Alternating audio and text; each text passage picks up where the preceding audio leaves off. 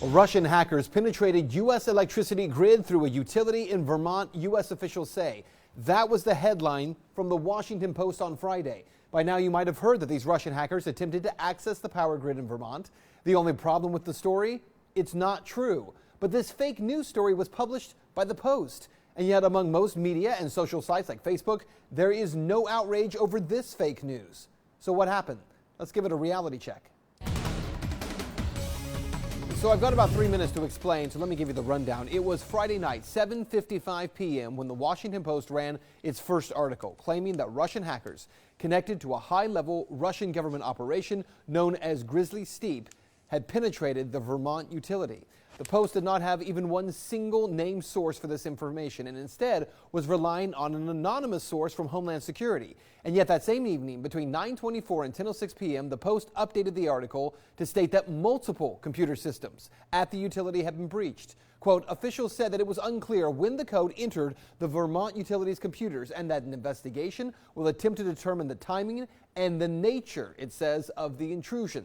Well, the article began to spread on social media, and it grew from 8 to 18 paragraphs. But as it grew, it did not include one single statement from the utility in question, which is why within an hour and a half of that first article being published, the utility company itself came forward, releasing this statement, which actually corrected the Post's article. They said, quote, "We detected the malware in a single Burlington Electric Department laptop not connected to our organization's grid systems. We took immediate action to isolate the laptop and alerted federal officials of this finding."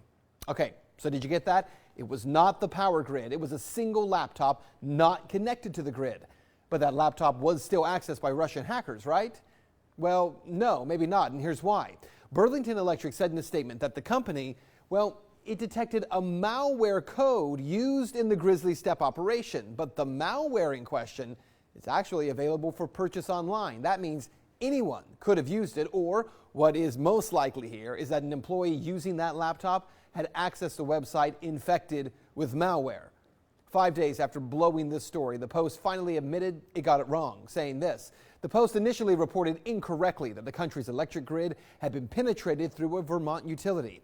After Burlington Electric released a statement saying that the potentially compromised laptop had not been connected to the grid, the Post immediately corrected its article and later added an editor's note explaining the change. Yeah, but that's really not true. See, the paper kept changing and amending the story with no editor's notes explaining what was being changed. And Forbes explains it like this. The following morning, nearly 11 hours after changing the headline and rewriting the article to indicate that the grid itself was never breached and that the hack was only an isolated laptop with malware, the Post still had not appended any kind of editorial note to indicate that it had significantly changed the focus of the article. So what you need to know is that Glenn Greenwald makes a great point when he says that journalists, especially in cases like this, must not simply accept what governments state as absolute truth. Remember, it was a DHS source who initially leaked the story.